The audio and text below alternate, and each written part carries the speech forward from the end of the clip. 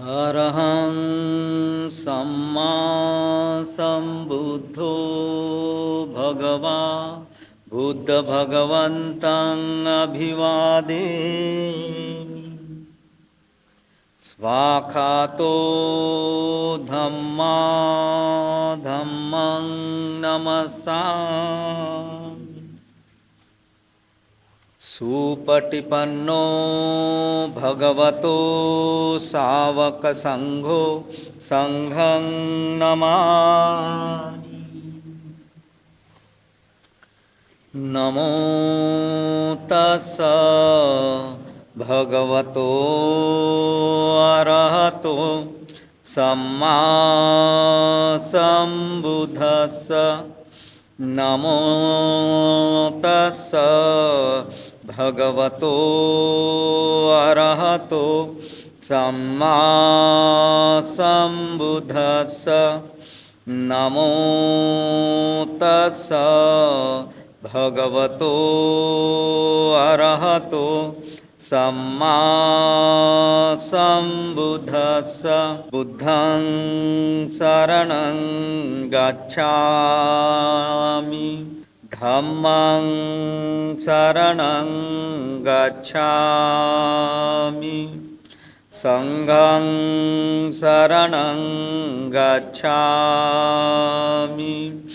द्वितीयंपि बुद्धं शरणं गच्छामि। द्वितीयंपि धम्मं शरणं गच्छामि। द्वितीयंपि संघं शरणं गच्छामि। तृतीयंपि बुद्धं शरणं गच्छामि। तृतीयंपि धम्मं शरणं गच्छामि। तृतीयंपि संघं शरणं गच्छामि। पाणातिपाता वेरमणि सिक्खापदं समादियामि। अदिन्नदाना वेरमणि सिक्खापदं समादियामि। कामेषु मिच्छाचारा वेरमणि सिक्खापदं समादियामि। मुसावादा वेरमणि सिक्खापदं समादियामि। सुरामेरयमज्जपमादठाना वेरमणि सिक्खापदं समादियामि। साधु साधु साधु। बुद्धं नमामि। धम्मं नमामि। संघं नमामि। सुखो बुद्धानमुपादो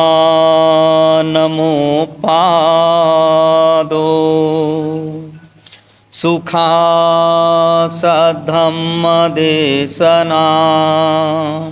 सुखासङ्घससामग्गी समगानं तपो सुखो।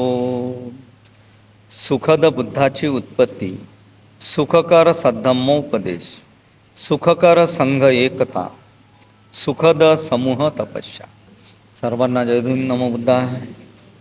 तर काल आपण पहिल्या खंडामधील शेवटचा जो भाग होता, 7वा भाग आपण संपन्न केलेला आहे आणि अशा प्रकारे पहिला खंड आपण संपवलेला आहे. अगोदरचं जे बुद्धाच्या काळातलं आणि बुद्धाच्या अगोदरच्या काळातलं जे काही तत्त्वज्ञान होतं, काही सिद्धांत होते की ज्या तत्त्वज्ञानानुसार आणि सिद्धांतानुसार संपूर्ण समाज हा चालत होता, तर ह्या सगळ्या तत्त्वज्ञानाला बुद्धांनी अमान्य केलेला आहे. आणि ज्या गोष्टींचा समाजावर पगडा बसला होता, अशा गोष्टी ज्या ज्या आहेत त्या सगळ्या बुद्धांनी अमान्य केलेल्या आहेत.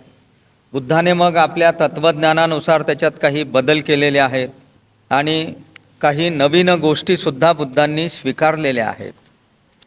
याची आपण माहिती काल पाहिली की बुद्धाची जी शिकवण आहे त्या शिकवणुकीचे 4 वैशिष्ट्य आहेत. पहिलंच वैशिष्ट्य बुद्धाच्या शिकवणुकीचं आपण काल पाहिलं तर सर्व गोष्टींचा मध्यबिंदू जे आहे ते आपलं मन आहे, हे आपण पाहिलं पहिलं वैशिष्ट्य. दुसरं वैशिष्ट्य पाहिलं की आपल्या जीवनात घडणाऱ्या ज्या काही चांगल्या आणि वाईट गोष्टी आहेत, ह्या सगळ्या वाईट गोष्टींचं उगमस्थान हे आपलं मन आहे. तिसरं वैशिष्ट्य आपण पाहिलेलं आहे की पापकृत्य आपण टाळले पाहिजेत. आणि चौथं वैशिष्ट्य असं आहे की खरा धर्म हा धर्मग्रंथात नसतो तर धम्माच्या तत्वाचं पालन करण्यात असतो. अशा प्रकारची 4 प्रकारची शिकवण आपण पाहिलेली आहे. आज द्वितीय खंडाला, दुसऱ्या खंडाला आपण सुरुवात करत आहोत. त्याच्यातील भाग पहिला जो आहे, भगवान बुद्ध आणि त्यांचा विषाद योग, या शीर्षकाचा हा खंड आहे की बुद्धाचा विषाद योग काय आहे. त्याआधी आपण विषाद या शब्दाचा अर्थ आपण समजून घेऊया की काय आहे हा विषाद योग. तसा विषाद या शब्दाचा अर्थ होतो उदासीनता किंवा दुःख किंवा मनस्ताप. आणि बुद्ध म्हणतात की हा मानवी जीवनाचा एक अपरिहार्य भागच आहे. मानवी जीवन म्हटल्यानंतर त्याच्या जीवनामध्ये उदासीनता येणारच, दुःख येणारच किंवा मनस्ताप त्याला होणारच आहे. आणि या विषाद येण्याचं जे मूळ कारण आहे ते आहे माणसाची अविद्या आणि माणसाची तृष्णा. अविद्या म्हणजे अज्ञान आणि तृष्णा म्हणजे इच्छा. आणि तिसरी गोष्ट आहे आसक्ती. मानवी जीवन म्हटल्यानंतर त्याच्यात अविद्या आली, तृष्णा आली आणि आसक्तीसुद्धा आलेली आहे. अशा प्रकारचा हा विषाद म्हणजे एक दुःखाचा योग आहे, मनस्तापाचा योग आहे किंवा उदासीनतेचा योग आहे. बुद्ध म्हणतात की जीवनात दुःख किंवा विषाद आहेच. जीवन म्हटल्यानंतर त्याच्यात दुःख आहे. त्यांना स्पष्टपणे संबोधीची प्राप्ती झाल्यानंतर दिसलंच होतं त्यांना की जगामध्ये दुःख आहे म्हणून. आणि या दुःखातून बाहेर पडण्याचा मार्गसुद्धा बुद्धांनी सांगितलेला आहे. आणि तो मार्ग आहे चातुर्वर्य सत्व असं त्याला म्हणतात. दुसऱ्या भाषेत त्याला आपण 4 आर्य सत्य असं म्हणतो. तर हे आहे की माणसाच्या जीवनात दुःख, उदासीनता हे असतातच. बुद्धांनी सांगितलेलं आहे की दुःखाचं सत्य काय आहे. फार सुंदर स्पष्टीकरण बुद्धांनी या ठिकाणी दिलेलं आहे की दुःखाचं सत्य काय आहे, म्हणजे दुःख कशामुळे आपल्या जीवनात येते त्याचीच कारणं सांगितलेली आहेत. 4-5 कारणं सांगितलेली आहेत. बुद्ध म्हणतात की जन्म हे दुःख आहे, जरा हे दुःख आहे, जरा म्हणजे म्हातारपण हे पण दुःख आहे, व्याधी म्हणजे आजारपण हे सुद्धा दुःख आहे, आणि मरणसुद्धा दुःखच आहे. आणि सोबतच अप्रिय गोष्टींचा संयोग हे सुद्धा दुःख आहे. अप्रिय गोष्टी म्हणजे ज्या गोष्टी आपल्याला आवडत नाहीत अशा गोष्टींशी आपला संबंध येणे ते सुद्धा दुःखच आहे. आणि शेवटचं सांगितलेलं आहे की प्रिय गोष्टींचा वियोग, ज्या काही आपल्याला आवडणाऱ्या गोष्टी आहेत, हव्याशा वाटणाऱ्या गोष्टी आहेत, ह्या गोष्टी जर आपल्याला मिळाल्या नाहीत तरीही आपल्याला वियोग होतो म्हणजे दुःख होतो. याच कारणामुळे आपल्या मनाला दुःख होत असते. त्यालाच विषाद असं म्हटलेलं आहे. आणि हे दुःख कशामुळे येतं तर हे अज्ञानामुळे येतं. आणि अज्ञान कशामुळे येतं? तर अज्ञानाचं जे मूळ आहे, कोणत्या गोष्टीमुळे अज्ञान येतं? तर अज्ञानाचं जे मूळ आहे, वस्तू किंवा परिस्थिती जशी आहे तशी न स्वीकारल्यामुळे आणि अपेक्षा भंग झाल्यामुळे दुःख वाढते. हे मूळ अज्ञानाचं मूळ आहे. वस्तू किंवा परिस्थिती आपण जशी आहे तशी स्वीकारत नाही, पाहत नाही जशी आहे तशी. त्यामुळे आपला अपेक्षा भंग होतो, आपल्या मनासारखं होत नाही आणि त्यामुळे दुःख होतं. आणि म्हणून बुद्ध त्याच्यावर उपायसुद्धा सांगतात. आणि तो उपाय म्हणजे काय म्हणतात बुद्ध? परिस्थितीकडे साक्षी भावाने म्हणजे तटस्थतेने पाहिलं पाहिजे, प्रतिक्रिया नाही दिल्या पाहिजे. जी काही परिस्थिती आहे साक्षी भावानं पहा, निरीक्षण करा त्या परिस्थितीचं. ती चांगली परिस्थिती आहे की वाईट आहे, प्रसंग तो चांगला आहे की वाईट आहे, तटस्थपणे पाहत राहणे. विपश्यनेमध्ये आपल्याला हे शिकवलं जातं. दुसरा उपाय सांगितला त्यांनी, अष्टांगिक मार्गाद्वारे मनाला प्रशिक्षित करणे. अष्टांगिक मार्ग जो बुद्धानं सांगितलेला आहे त्याच्या माध्यमातून आपल्या मनाला काय करायचं आहे? प्रशिक्षित करायचं. आपल्याला शिकवण द्यायची आहे आर्य अष्टांगिक मार्गाची. सम्यक दृष्टी आणि सम्यक संकल्प दोन्हीही पहिले अंग जे आहेत अतिशय महत्त्वाचे असे आहेत. आणि तिसरा उपाय सांगितला त्यांनी की इच्छा आणि आसक्ती कमी करून वर्तमान काळामध्ये जगावे. इच्छा आणि आसक्ती कमी करायची, वर्तमानामध्ये जगायचं. आपण मागं उदाहरण पाहिलं की आपण कसे चाललेलो आहोत. फार दूर रस्ता आहे, आपल्याला तिकडे जायचं आहे आणि आपल्या डोक्यावर भूतकाळातील गोष्टींचं गाठोडं आपण बांधून घेतलेलं आहे, डोक्यावर ते ओझं घेतलेलं आहे आणि भविष्याची आपल्याला चिंता आहे. तर हे न करता आपण हे कशामुळे होतं सगळं? ते गाठोडं घेऊन आपण भविष्याची चिंता कशामुळे करतो? आपल्या मनातील इच्छा आणि आसक्ती हाव, त्याच्यामुळे हे आपण करत असतो. तर ह्या सगळ्या कमी करून आपण वर्तमान काळात जगलं. आज जे जीवन आहे ते जीवन आपण कसं सुखी करू शकतो हे आपण पाहिलं पाहिजे. तर अशा प्रकारचा विषाद योग हा दुःखाचा योग बुद्धांच्या मनामध्ये सुद्धा आलेला आहे. म्हणून त्याला भगवान बुद्ध आणि त्यांचा विषाद योग असं म्हटलेलं आहे. कोणत्या प्रकारची उदासीनता बुद्धांच्या मनामध्ये आली आणि त्याच्यावर काय उपाय त्यांनी काढलेला आहे हे पाहण्यासारखं आहे. पहा आता पहिलं प्रकरण आहे, धम्मोपदेश करावा की करू नये. ज्ञानप्राप्ती करून घेतल्यावर आणि आपल्या धम्ममार्गाची रूपरेषा निश्चित केल्यावर भगवान बुद्धांच्या मनामध्ये एक प्रश्न निर्माण झाला, एक प्रश्न उभा राहिला. ज्ञानप्राप्ती करून घेतली होती आणि आपल्या धम्ममार्गाची रूपरेषा, आपला धम्म कसा असावा याचा आराखडासुद्धा त्यांनी तयार केला होता. आणि तेव्हा बुद्धांच्या मनात एक प्रश्न उभा राहिला. काय प्रश्न उभा राहिला? की पुढे जाऊन दुसऱ्यांना धर्मोपदेश करावा की स्वतःची व्यक्तिगत पूर्णावस्था प्राप्त करून घेण्यासाठी आपले जीवन व्यतीत करावे. हा प्रश्न त्यांच्या मनासमोर उभा राहिलेला आहे. ही ज्ञानप्राप्ती तर आपण केली, धम्माच्या मार्गाची रूपरेषाही आपण आखली, परंतु आता आपण पुढे जाऊन इतर लोकांना धम्माचा उपदेश द्यावा की आपण जो काही ज्ञानप्राप्ती केलेली आहे ती फक्त स्वतःच्या व्यक्तिगत पूर्ण अवस्था प्राप्त करून घेण्यासाठी आपलं जीवन व्यतीत करावं. हा प्रश्न निर्माण झाला होता. याचाच अर्थ असा की असा प्रश्न बुद्धांच्या मनात निर्माण झाला की मी जो धम्म शोधून काढलेला आहे तो मी इतरांना सांगावा की सांगू नये. हा प्रश्न उभा राहिला.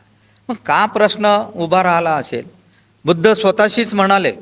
काय म्हणाले बुद्ध? की नव्या तत्त्वज्ञानाचा मला लाभ झाला आहे हे खरे.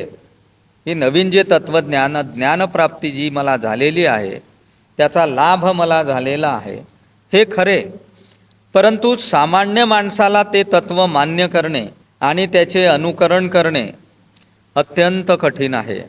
हे सुद्धा बुद्धांना माहीत होतं. हे मला ज्ञानप्राप्तीचा लाभ झाला खरं आहे, परंतु जे सामान्य माणसं आहेत या सामान्य माणसाला माझ्या धम्माचे तत्त्व, त्या तत्त्वाचं ते अनुसरण करतील का, अनुकरण करतील का, म्हणजे त्यांना अंगीकारतील का माझ्या धम्माला, ते माझ्या धम्माच्या तत्त्वाला स्वीकारतील काय ते, परंतु ते स्वीकारणे आणि त्याचं अनुकरण करणे अत्यंत कठीण आहे. बुद्धाचा धम्म कठीण होता. बुद्धिमान लोकांना देखील ते सहजासहजी कळणार नाही. बुद्ध म्हणतात की बुद्धिमान लोक जे आहेत त्यांना सुद्धा माझा धम्म सहजासहजी कळणारा नाही, कारण माझ्या धम्माचे तत्त्वज्ञानच तसं कठीण आहे. आणि कारणही सांगितलं त्यांनी की ईश्वर आणि आत्मा यांच्या गुंतागुंतीतून स्वतःची सुटका करून घेणे मानवाला कठीण आहे. माणूस जो आहे हा कशामध्ये गुंतलेला आहे त्या काळापासून, तर तो ईश्वरामध्ये आणि आत्म्यामध्येच तो गुंतागुंतीत झालेला आहे, गुरफटलेला आहे. तो ईश्वरालाही नाही सोडून राहिला ना आत्म्यालाही सोडत नाही आहे, चिटकून बसलेला आहे ईश्वराच्या या कल्पनेला आणि आत्म्याला. त्या गुंतागुंतीतून जोपर्यंत माणूस स्वतःची सुटका करून घेत नाही तोपर्यंत माझा धम्म या माणसांना समजणं कठीण आहे. कारण लोकांना कितीही धम्म सांगितला तर तो पटणार नाही, कारण लोक कशाला चिटकून बसलेले आहेत, ईश्वर आणि आत्म्याला.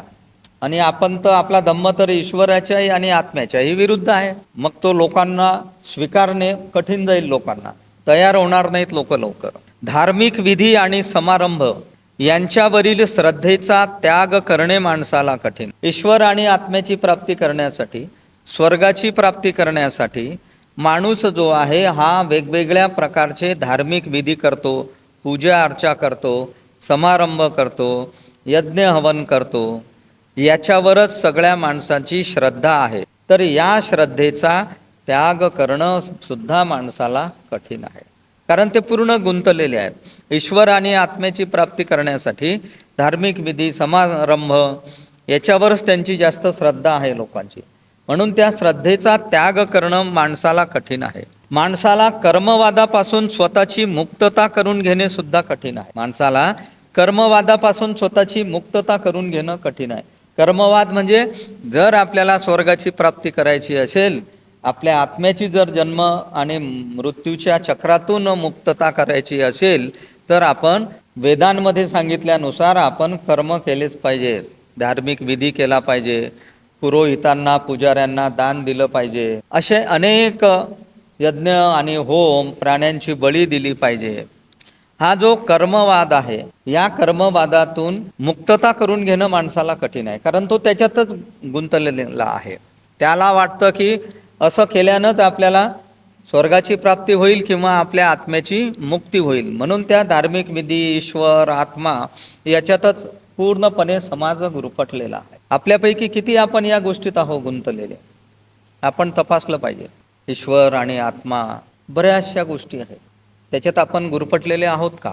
आपले बरेचसे लोक आपल्याला दिसतात, इतर श्रद्धा आहेत त्यांच्या, वेगवेगळ्या श्रद्धेकडे ते आकर्षित झालेले आहेत. म्हणून त्या लोकांना बुद्धाचा धम्म शिकणं कठीण आहे. आपण त्या गोष्टी मानत नाही, म्हणून आपल्याला बुद्धांच्या धम्मासाठी आपण इथपर्यंत आलेलो आहोत. आपण ते शिकण्याचा, अनुकरण करण्याचा आपण प्रयत्न करत आहोत. आत्मा अमर आहे या श्रद्धेचा त्याग करणे आणि आत्म्याला स्वतंत्र अस्तित्व नाही व तो मृत्यूनंतर अस्तित्वात राहत नाही, हा माझा सिद्धांत मान्य करणे लोकांना कठीण आहे. काय म्हणतात बुद्ध? आत्मा अमर आहे या श्रद्धेचा मी त्याग करतो, आत्म्याला स्वतंत्र अस्तित्व नाही असं मी सांगतो, आणि मृत्यूनंतर आत्मा अस्तित्वात राहत नाही असा माझा सिद्धांत आहे. बुद्ध हा सिद्धांत मान्य करणं लोकांना कठीण जाईल, कारण लोक त्याच्यात गुंतलेले आहेत, ईश्वर आत्म्यामध्ये, श्रद्धेमध्ये गुंतलेले आहेत. आत्म्याला स्वतंत्र अस्तित्व आहे असं ते मानणारे आहेत, परंतु माझा सिद्धांत याच्या उलट आहे, बुद्ध म्हणतात.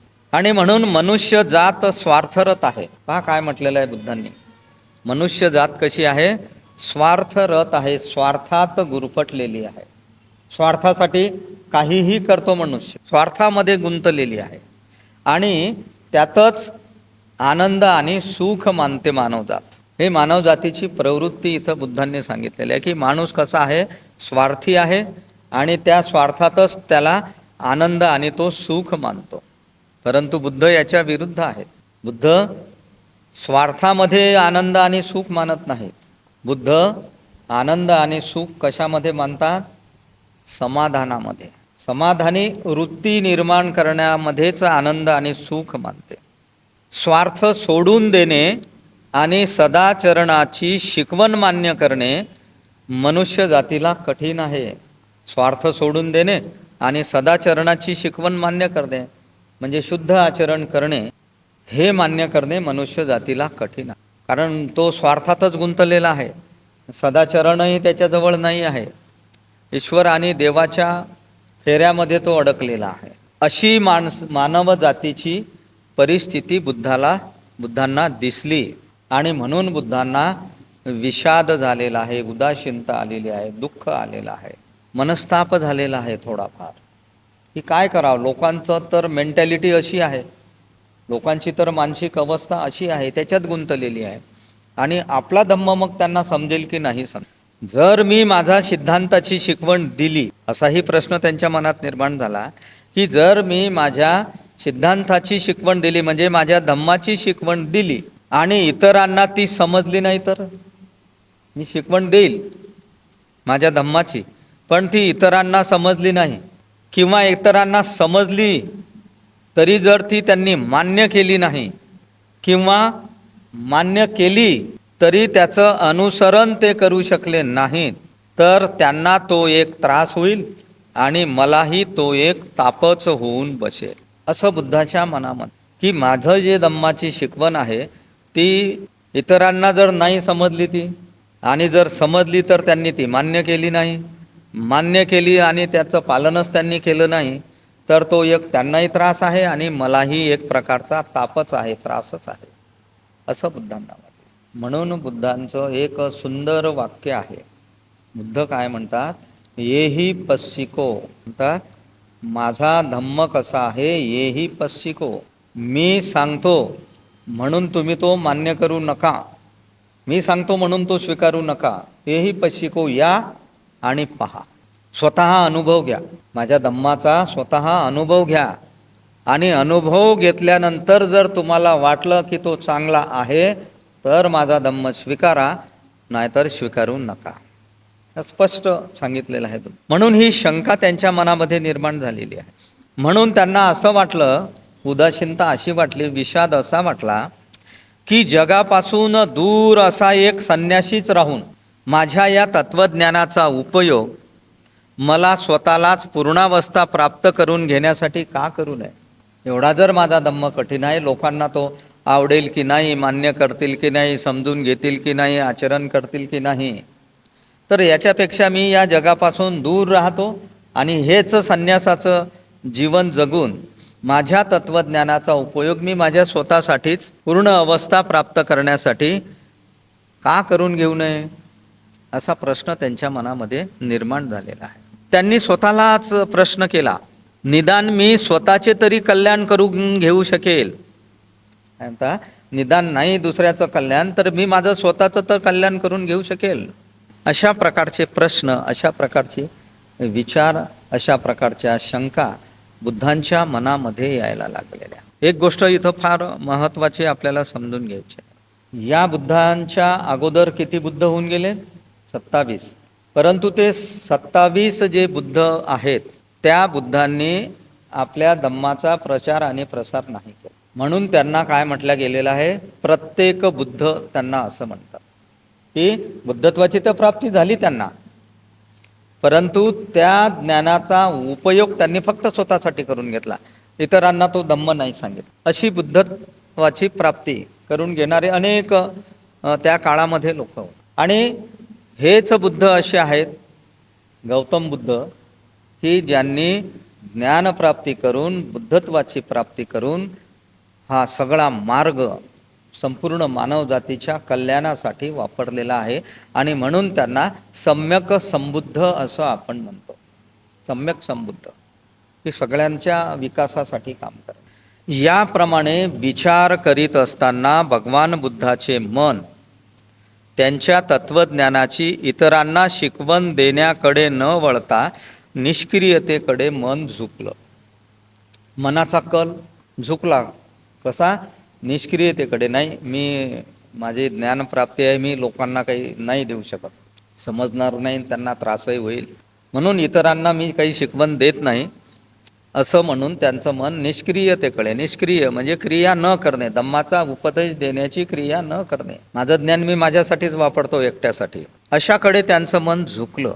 भगवान बुद्धाच्या मनात काय चालले आहे, ही उदासीनता, हे दुःख, ही शंका बुद्धांच्या मनात होती की धम्म सांगू की नाही सांगू, सांगू की नाही सांगू. आपल्याही जीवनात अशा काही घटना घडत असतील, करू की नाही करू. घडतात का काही घटना आपल्या जीवनात अशा? एखादी गोष्ट करायची असली तर एक मन म्हणते आपलं करायचं, आणि थोड्या वेळानंच आपलं मन आणखीन म्हणते की नाही, करूच नको हे. आणखीन दुसऱ्या दिवशी म्हणते नाही, आपण ते केलंच पाहिजे. हे सुरूच राहते, करू की करू नये. आपण सिनेमामध्ये सुद्धा पाहतो, एखाद्या व्यक्तीचं मन बाहेर पडते, त्याची आकृती त्याच्यासमोर, आपल्यासारखीच व्यक्ती आपल्यासमोर दिसते आणि ती व्यक्ती आपल्याला समजावून सांगते. म्हणजे मनाची द्विधा अवस्था असते ही, की करू की नाही करू, स्वीकारू की नाही स्वीकारू. आणखीन थोड्या वेळानं असं वाटते नाही मी हे केलं पाहिजे, आणखीन थोड्या वेळानं वाटते की नको नको आपण हे नाही केलं पाहिजे. असं सुरू राहते. असं बुद्धाच्या बाबतीत झालं. आणि बुद्धाच्या मनात हे काय चाललेलं आहे हे जाणून ब्रह्मसहमपती विचार करू लागला. हा ब्रह्मसहमपती विचार करू लागला की खरोखर जग नष्ट होत आहे. काय म्हणतो ब्रह्मसहमपती? की खरोखर जग हे नष्ट होत आहे. सम्यक संबुद्ध तथागत जर निष्क्रियतेकडे झुकतील व ते आपल्या धम्माची शिकवण इतरांना देणार नसतील तर ह्या जगावर खरोखरच निराशा ओढवेल. हा ब्रह्मसहस्पती म्हणतो. बुद्धाच्या मनात काय चाललेलं आहे त्यानं ओळखलेलं आहे. आणि तो म्हणतो की खरोखर हे जग तर नष्ट होऊन राहिलं, विनाशाकडे चाललेलं आहे. आणि सम्यक संबुद्ध तथागत जर या निष्क्रियतेकडे जर झुकतील, हे जर त्यांनी लोकांना ज्ञान त्यांचं दिलं नाही, ते आपल्या धम्माची शिकवण इतरांना जर देणार नसतील तर या जगावर खरोखरच निराशा ओढावेल, नष्ट होऊन जाईल हे जग. निराशेचं, दुःखात खितपत पडून राहील हे जग, असं या ब्रह्मसहमपतीला वाटलं. आणि म्हणून बाबासाहेबांनी या ग्रंथात वर्णन केलेलं आहे. ते वर्णन आधी वाचूया आपण, 10वा जो मुद्दा आहे, आणि नंतर आपण.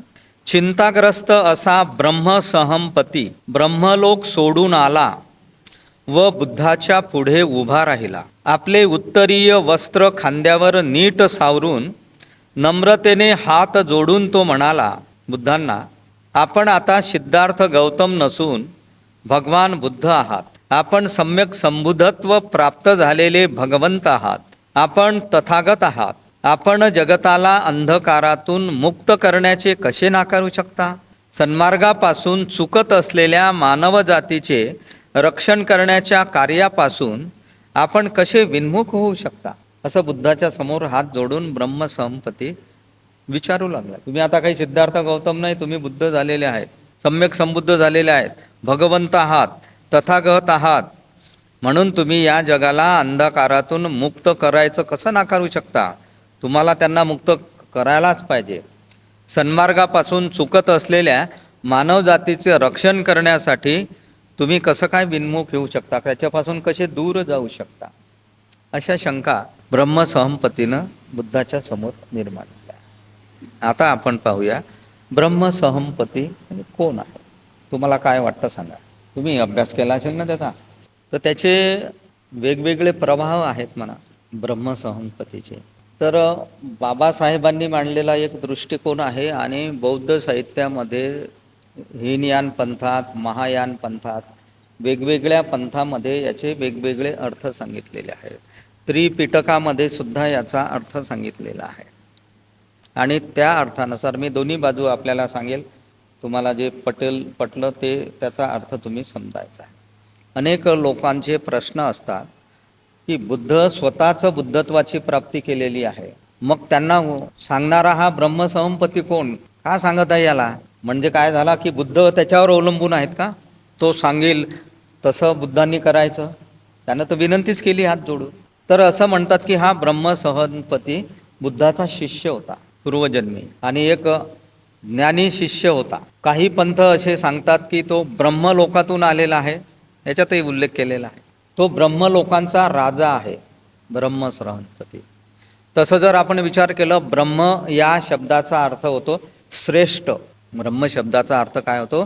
श्रेष्ठ असा अर्थ. मग अशा प्रकारचे, आणि तो ब्रह्मसहमपती मग ब्रह्मलोकातून आला पृथ्वीवर आणि बुद्धाला सांगू लागला की बा तुम्ही बुद्धत्वाची प्राप्ती केली, तुम्ही लोकांना सांगा, धम्माचा मार्ग शिकवा लोकांना. बाबासाहेबांना वाटलं की हे असं जर असेल तर मग बुद्ध हे कोणावर तरी अवलंबून आहेत असं होईल. बुद्ध तर कोणावर अवलंबून नसते, कारण स्वतःच्या अनुभवातून आणि संशोधनातून त्यांनी धम्माचा मार्ग शोधून काढलेला आहे, बुद्धत्वाची प्राप्ती केलेली आहे. मग त्यांना कोणी सांगण्याचा काय प्रश्न. आणि म्हणून वेगवेगळ्या पंथामध्ये, त्रिपिटकामध्ये अशाच प्रकारचे आहेत. शिलोनमध्ये सुद्धा एक वेगळ्या नावानं ब्रह्मसहनपतीची पूजा केली जाते.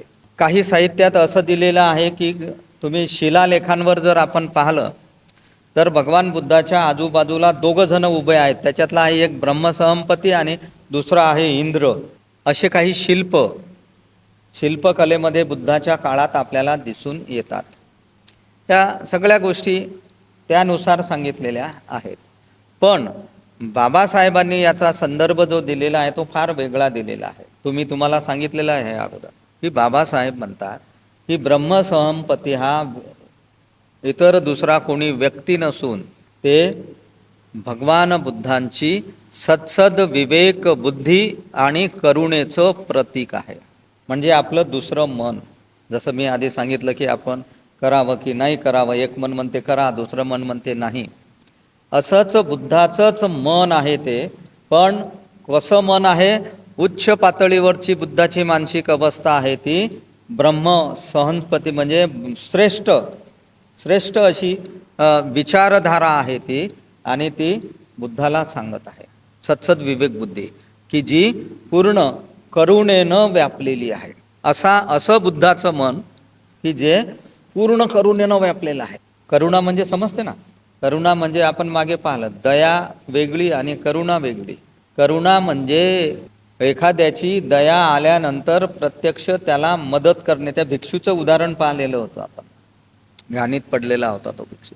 एवढी करुणा, त्या करुणेनं उच्च शिखर गाठलेलं श्रेष्ठ असं बुद्धाचं मन म्हणजे हे असं बाबासाहेबांचं. आणि ते मन त्यांच्यासमोर उभं राहिलेलं आहे.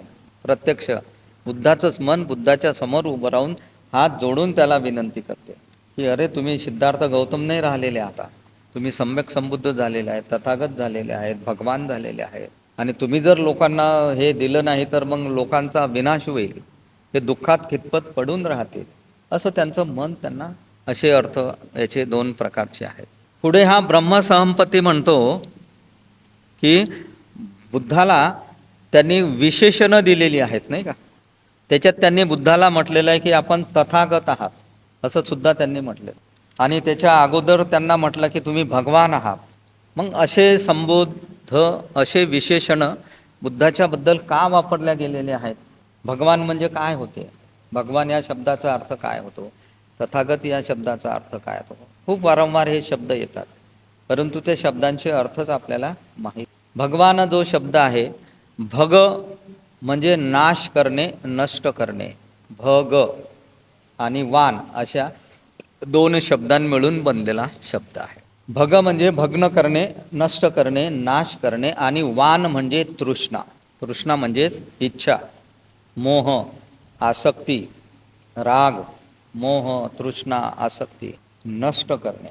ज्याने ह्या गोष्टी नष्ट केलेल्या आहेत, ज्याने तृष्णा, राग, मोह ज्याने नष्ट केलेली आहे, अशाला भगवान असं म्हणतात.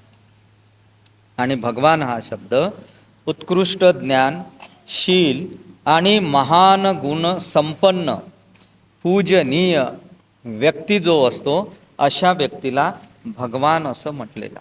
नंतर त्यांनी म्हटलं की बा तुम्ही तथागत आहात, आपण तथागत आहात. आणि या जगताला अंधकारापासून तुम्ही दूर का करू शकत नाही, कसं काय नाकारू शकता.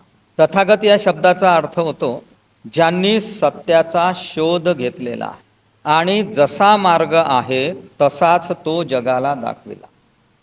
सत्याचा शोध घेतला आधी बुद्धांनी, सत्य त्यांना अवगत झालं आणि जो मार्ग आहे तो, जे सत्य आहे ते सत्य जसंच्या तसंच जगाला दाखविणारा म्हणजे तथागत आहे. जसे आले तसेच जाणारे किंवा सत्याची अनुभूती घेणारे म्हणजे सत्याचा अनुभव घेणारे योग्य मार्गदर्शन दाखविणारे व्यक्ती म्हणजे तथागत.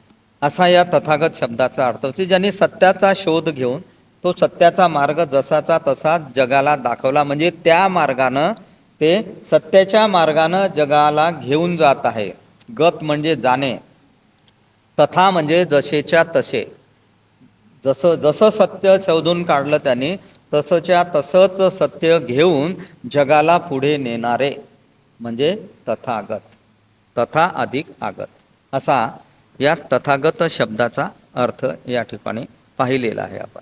आणि पुढे त्यांनी असंही म्हटलेलं आहे की सन्मार्गापासून चुकत असलेल्या मानवजातीचे रक्षण करण्याच्या कार्यापासून आपण कसे विन्मुख होऊ शकता. विन्मुख होणे म्हणजे दूर होणे. तुम्ही का दूर जाता? त्या लोकांना गरज आहे तुमची, म्हणून त्या लोकांना तुम्ही मदत केली पाहिजेत. असं ब्रह्मसंपत्ती म्हणजे बुद्धांचं करुणायुक्त सत्सद विवेक बुद्धी असलेलं मन त्यांना सांगत आहे. ब्रह्मसंपत्ती पुढे म्हणाला की आपला सद्धम्म एका वयास न मिळाल्यामुळे, तुमचा जो सद्धम्म आहे तो एका वयास न मिळाल्यामुळे या जगात वावरणाऱ्या अशुद्ध मनाच्या माणसाचा अधपात होत आहे. आपला सद्धम्म ऐकायला मिळत नसल्यामुळे या जगात वावरणारे जे अशुद्ध मनाचे लोक आहेत, अशा अशुद्ध मनाच्या लोकांचा अधपात होत आहे. अधपात होत आहे म्हणजे त्यांचा पराभव होत आहे, अधोगती होत आहे, नाश होत आहे असा लोकांचा. म्हणून ब्रह्मसंपत्ती म्हणतो की भगवंत आपण जाणतच आहेत, आपण जाणतच आहेत की प्राचीन काळापासून मगधवाशीत अनेक दोषांनी भरलेला एक अशुद्ध धर्म प्रचलित आहे. तो ब्रह्मसंपत्ती म्हणतात की भगवंत आपण जाणताच की प्राचीन काळापासून मगध राज्यामध्ये, मगधवासियांमध्ये अनेक दोषांनी भरलेला, अनेक दोष असलेला एक अशुद्ध धर्म प्रचलित आहे. हे तर आपण जाणताच. आपल्या अविनाशी धम्माचे द्वार त्यांच्यासाठी भगवंत खुले करणार नाहीत का? मग एवढे जर अनेक दोषांनी भरलेला अशुद्ध धर्म जर प्रचलित आहे तर तो शुद्ध करण्यासाठी बुद्ध आपल्या धम्माचं द्वार त्यांच्यासाठी खुले करणार नाही का? कारण काय म्हणतो तो की आपल्या अविनाशी धम्माचे, अविनाशी धम्म आहे. अविनाश म्हणजे विनाश न होणारा धम्म आहे, की या धम्माचा नाश कधी नष्ट होऊ शकत नाही. हा बुद्धाचा धम्म काहीही झालं तरी तो नष्ट होऊ शकत नाही. किती वर्ष जुना आहे हा धम्म? 2550 वर्षापूर्वीचा तो आला आणि मध्यंतरी लोप पावला, संपला होता तो. आणि तो संपल्यामुळे पुन्हा बुद्ध धम्माची पुनर्स्थापना झाली. कोणी केली? बोधिसत्वानं केली आहे का? डॉक्टर बाबासाहेब आंबेडकरांनी पुन्हा धम्माची, धम्मचक्र प्रवर्तन दिन साजरा. पुन्हा धम्म 2500 वर्षाच्या नंतर जो लोप पावलेला होता तो धम्म पुन्हा बोधिसत्वांनी आपल्याला दिला. पहा बोधिसत्व कसा असतं. हे स्वतःच्या बरोबर इतरांचाही विकास करणारा जीव म्हणजे बोधिसत्व. माहीत होतं बाबासाहेबांना, म्हणून बाबासाहेबांनी डायरेक्ट बुद्धाचा धम्म आपल्याला दिलेला आहे. आणि पुन्हा गतिमान केलेला आहे धम्मचक्र बाबासाहेबांनी. पुन्हा बुद्धाचं धम्मचक्र सुरू झालेलं आहे. आणि हे धम्मचक्र आता थांबलं नाही पाहिजे, बुद्ध धम्म संपला नाही पाहिजे, म्हणून ती जबाबदारी बौद्ध उपासक उपासिकांची आहे. ज्यांना बुद्ध धम्म आवडतो त्यांनी तो बुद्ध धम्म शिकला पाहिजेत आणि त्याचं पालन केलं पाहिजेत. आणि एका पिढीतून दुसऱ्या पिढीत बुद्ध धम्माची शिकवण आपण रुजवली पाहिजे, तर हा बुद्ध धम्म इथं टिकून राहू शकतो. नाहीतर आपलं कसं आहे, नामके वास्ते बौद्ध आणि कामके वास्ते मग इतर देवाच्या जवळ चालले पैदल, बगर चपलांचे, केस मोकाट सोडून. खूप आपले बौद्ध समाजाचे खूप लोक आहेत तिथे पायदळवारीमध्ये जातात, कोणत्या वेगवेगळ्या बाबांच्या जवळ जातात. वेगवेगळे बाबा आहेत, आपल्या धर्मातले बाबा आहेत, अकोल्यातही आहेत, त्याच्याजवळ जातात. आणि इकडे नावानं बाबा आम्ही बौद्ध आहोत. पूर्ण समाजामध्ये आहे असं नाही बाबा, ते बाबा आमचे सोयरे आहेत म्हणून आम्ही त्यांचं पालन करतो. असे त्यांचे नातेवाईक काही आहेत. मग सोडून द्या ना बौद्ध धम्म, त्याच बाबाचा धम्मात चाललं जायचं. ठीक आहे? एक करावं लागेल ना काहीतरी. नवीन कपडे जर आपल्याला अंगावर चढवायचे असतील तर पहिले त्या जुन्या कपड्यावरच घालणार का आपण? नाही, ते जुने कपडे काढून टाकावे लागतील ना आधी, नंतर नवीन कपडे आपल्याला. नवीन कपडे म्हणजे बुद्धाचा धम्मा आहे हा नवीन. तो जर स्वीकारायचा असेल तर अगोदरचं सगळं काढून ठेवावं लागेल तुम्हाला, ते परिधान करावं लागेल. असे बौद्ध आपण बनलो पाहिजेत. हा बुद्ध धम्माचा मुख्य उद्देश आहे. आणि म्हणून त्यांनी म्हटलं की बुद्धाचा धम्म हा अविनाशी आहे, नष्ट न होणारा आहे. म्हणून ते धम्माचं द्वार भगवंत त्यांच्यासाठी खुल्लं करणार नाहीत का? पुढे ब्रह्मसंपत्ती म्हणतो की पर्वत शिखरावर उभा राहणारा मनुष्य, एका पर्वताच्या शिखरावर आपण पाहिलेलं आहे, पर्वताच्या शिखरावर काय आहे? बुद्धत्व आहे. तिथे उभा राहणारा मनुष्य ज्याप्रमाणे आपल्या सभोवताली, पर्वतावर उभा राहून तो खाली पाहतो, आपल्या सभोवताली उभ्या असलेल्या सर्व लोकांकडे तो पाहतो. त्या टेकड्यावरून त्याला खालचे सगळे लोक दिसतात, चारी बाजूचे. त्याचप्रमाणे जसं तो शिखरावरचा माणूस खालच्या लोकांना पाहतो, त्याचप्रमाणे प्रज्ञेच्या शिखरावर चढून त्या सर्वोच्च स्थानावर उभे राहून पाहणाऱ्या हे दुःखमुक्त भगवान, बुद्धाला म्हणतो ब्रह्म, हे दुःखमुक्त भगवान, तू तर प्रज्ञेच्या शिखरावर चढलेला आहेस, सर्वोच्च स्थानावर आहेस, आणि तिथून हे सगळे लोक तुला दिसत नाहीत का? आणि तू दुःखमुक्त भगवान आहेस, दुःखातून मुक्त झालेला आहेस. म्हणून या दुःखाच्या सागरात बुडालेल्या या लोकांकडे पहा. हे सगळे लोक तुला खाली दिसतात प्रज्ञेच्या शिखरावरून, हे सगळे दुःखाच्या सागरात बुडालेले आहेत. त्या दुःखाच्या सागरातून त्यांना बाहेर काढ. बोधिसत्व बुद्ध आपल्याला मदत करत असतात. त्या दुःखाच्या दलदलीतून आपल्याला हात देतात ते की या, बोट पकडा माझं, या बुद्धाकडे जाऊया. पण आपल्याला त्या दुःखाच्या सागरातच फार करमते मस्त, हे करू दे, ते करू दे. जे सत्य आहे ते आपण जाणत नाही.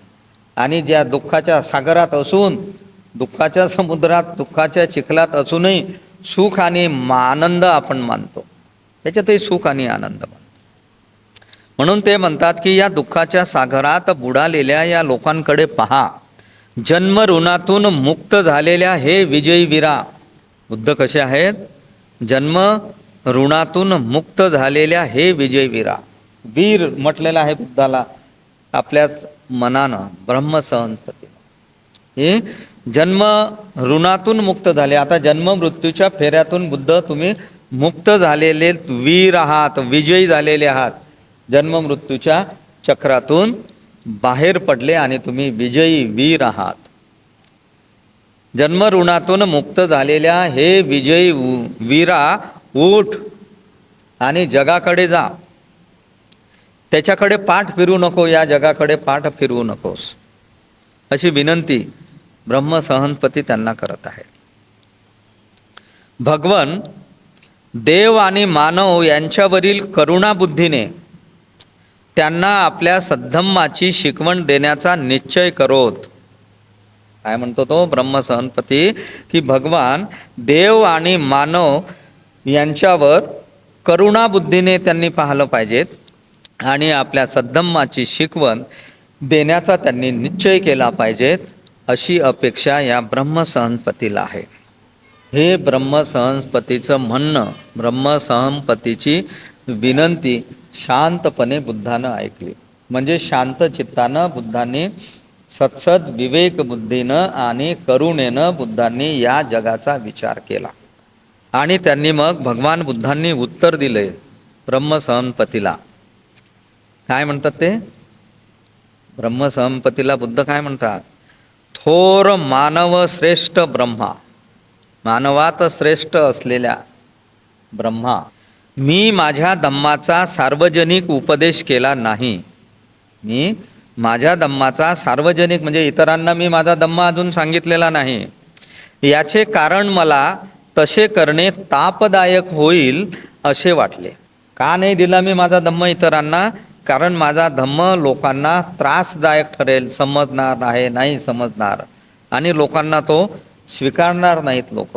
तो तापदायक होईल असंच मला वाटलेलं आहे. जगामध्ये अतिशय दुःख आहे, जगामध्ये अतिशय दुःख आहे हे जाणून भगवान बुद्धाला पटले की हात जोडून संन्यासी म्हणून स्वस्थ बसणे, हात जोडून संन्यासी होऊन शांत बसणे, स्वस्थ बसणे आणि जगात जसे घडत आहे तसेच घडू देणे हे काही बरोबर नाही. विचार केला बुद्धांनी की हे बुद्धांना कदाचित असं वाटलं असेल की बरोबर आहे, आपण गृहत्याग का केला याचा विचार बुद्धांना केला असेल. रोहिणी नदीच्या पाण्यावरून केला. मग ते युद्ध संपलं तरी त्याचे परिव्राजक संन्यासी म्हणत की बा आता युद्ध संपलं, 5 परिव्राजक म्हणत आता तुम्हाला संन्यासी होण्याची गरज नाही, जा आता तुम्ही राज्य करा. तेव्हा बुद्धांनी काय म्हटलं की ते युद्ध म्हणजे दुःखाचा काही भाग आहे. असे युद्ध आणि असे भांडणं तर जगात सुरूच आहेत रात्रंदिवस. माणसातील, कुटुंबातील, भावाभावातील, आई वडिलातील, बहीण भावातील, हे सुरूच आहेत आणि त्याच्यामुळे सगळे दुःख अनुभवत आहेत, दुःखाच्या सागरात बुडालेले आहेत. ते तर एक उदाहरण होतं रोहिणी नदीच्या भांडणाचं, युद्धाचं. नाही, मी घरी परत नाही जाणार, मी या दुःखाचं सत्य काय आहे ते शोधून काढणारच, म्हणून मी संन्यासीच राहील, असं म्हणून बुद्धांनी पुढचा प्रवास सुरू केला होता. ते या ठिकाणी बुद्धाला आठवलं असेल आणि हे सुद्धा बुद्धाला वाटलं असेल की खरंच एवढं मोठं जर आपण खूप परिश्रम करून, तपश्चर्या करून, चिंतन करून, ध्यान साधना करून खूप परिश्रमानं बुद्धत्वाची प्राप्ती केली, ज्ञान प्राप्ती केली, धम्ममार्गाचा आपण आराखडा तयार केला आणि याचा उपयोग फक्त आपण करून घेणं म्हणजे आपल्या या कष्टाला काय अर्थ आहे, या कष्टाला काय अर्थ राहील. स्वार्थी होऊ मग आपण की आपल्या ज्ञानाचा उपयोग आपण आपल्यासाठीच केला. नाही, आपण असं संन्यासी बनून राहता कामा नये. जे आपण मिळवलं ते आपण या मानवाच्या कल्याणासाठी मानवांपर्यंत आपला धम्म पोहोचवलाच पाहिजे. मग त्यांना तो समजो नाही समजो हा पुढचा प्रश्न आहे. पण पुढे असं सांगण्यात आलं बुद्धांना की बा नाही, सगळे लोक तुमचा धम्म स्वीकारतील तर जे बुद्धिवान लोक आहेत त्यांना तर तो थोडासा पटेल ना, त्यांच्यासाठी तरी करा, नाही इतरांसाठी तर. असे विचार बुद्धाचं मन बुद्धाला सांगायला लागलं आणि म्हणून ते म्हणता की असं संन्यासी म्हणून स्वस्थ बसून राहणे आणि जगात जसं घडत आहे तसं घडू देणं हे काही योग्य नाही. संन्यास निरुपयोगी असल्याचे त्यांना दिसून आले. संन्यासी होऊन एकटं शांत बसून राहणं हे निरुपयोगी आहे, हे काहीच कामाचं नाही, इतरांच्या काय कामाचं मग, असं त्यांना दिसून आलं. जगापासून दूर पळून जाण्याचा प्रयत्न करणे व्यर्थ होय. जगापासून दूर पळून जाण्याचा प्रयत्न करणे म्हणजे चुकीचं आहे, व्यर्थ आहे, खोटं आहे. संन्याशाला देखील जगापासून सुटका नाही. संन्यासी जरी असला तरी या जगातून त्याला जगापासून त्याची सुटका होत नाही. जगापासून दूर पळून जाण्यापेक्षा, जगापासून दूर पळून जाण्यापेक्षा जग बदलून त्याची सुधारणा करणे, जगाला आपण बदलवलं पाहिजे, त्याची सुधारणा करणे हेच अवश्य आहे, हेच आवश्यक आहे. हे भगवान बुद्धांनी जाणलेलं आहे. हेच आवश्यक आहे की जगापासून दूर पळून न जाता, एकटेच संन्यासी होऊन बसून न जाता आपण जग बदललं पाहिजे, जगाची सुधारणा केली पाहिजे. हेच आजच्या घडीला आवश्यक आहे. आपली मनोवृत्ती तशीच असते माणसाची, अशीच परिस्थिती आपल्या मनामध्ये निर्माण. आपण कमावलेली जी संपत्ती आहे, आपण कमावलेलं जे धन आहे, याचा उपयोग फक्त आपणच घेतला पाहिजे, इतरांनी त्याचा फायदा नाही झाला पाहिजे इतरांना, अशी मनोवृत्ती असते आपली. नाही, आपण कमावलं ते आपल्यासाठी कमावलं, लोकांसाठी थोडी कमावलं. आणि म्हणून खूप श्रीमंत, पैशावाले, धनवान लोक दान द्यायला मागे पुढे. बुद्धाच्या धम्मामध्ये ज्या पारमिता सांगितलेल्या आहेत, दान पारमिता आहे, त्याच्यात एक सर्वात 1 नंबरवर आहे दान पारमिता. दान देण्याची वृत्ती असली पाहिजे. ही वृत्ती इथं निर्माण झालेली आहे बुद्धाची. की एवढं मोठं हे ज्ञान मी जर अनुभवलेलं आहे, हे जर मी लोकांपर्यंत नाही वाटलं तर काय फायदा माझ्या जिंदगीचा. आणि म्हणून बाबासाहेबांनी म्हटलं होतं की आपल्या कमाईचा 20वा हिस्सा आपण आपल्या धम्मकार्यासाठी दिला पाहिजे. दान दिलं पाहिजेत आपण. दानवृत्ती काय होते दान दिल्यानंतर, पुढे आता खूप उदाहरणं आहेत दानाचे, त्याच्यात आपण पाहणार आहोत. तर अशा प्रकारची मनोवृत्ती बुद्धाची तयार झाली की नाही, आपण हे सगळं दिलंच पाहिजे, आपल्याजवळ नाही ठेवलं पाहिजे, काहीच नाही ठेवलं पाहिजे, जे जे आपल्याजवळ आहे ते सगळं मोकळं करून टाकलं पाहिजे या जगासाठी. भगवान बुद्धांना हे पटले की त्यांनी संसाराचा त्याग यासाठी केला. संसाराचा त्याग का केला होता त्यांनी? की जगात इतका संघर्ष आहे व त्यापासून जगात दुःख व दैन्य निर्माण झालेले आहे.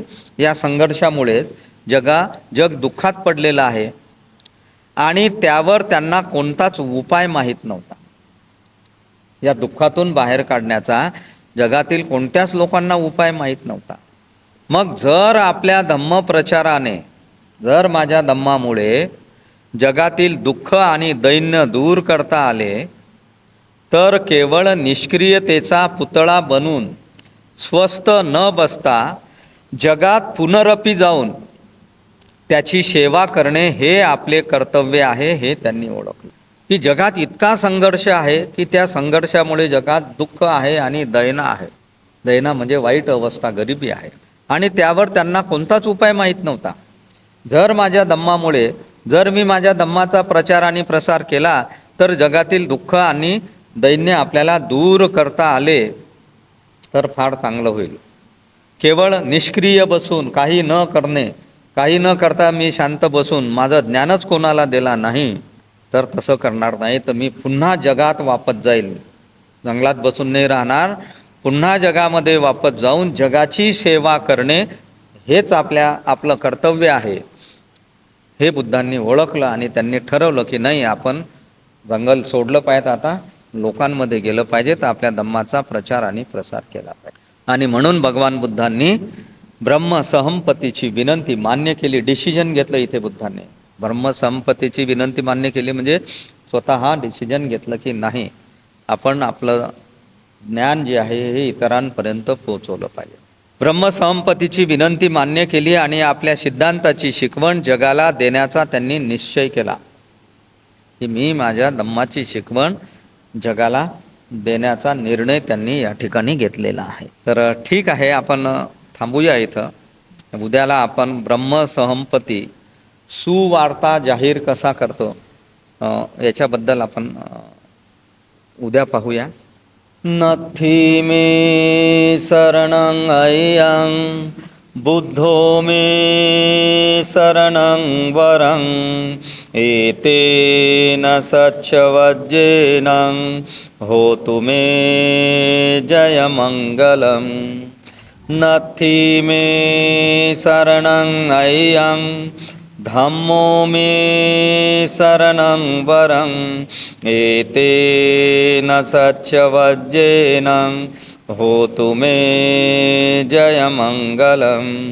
नथी मे शरणं अय्यं संघो मे शरणं वरं एतेन सच्चवज्जेन होतु मे जयमङ्गलं.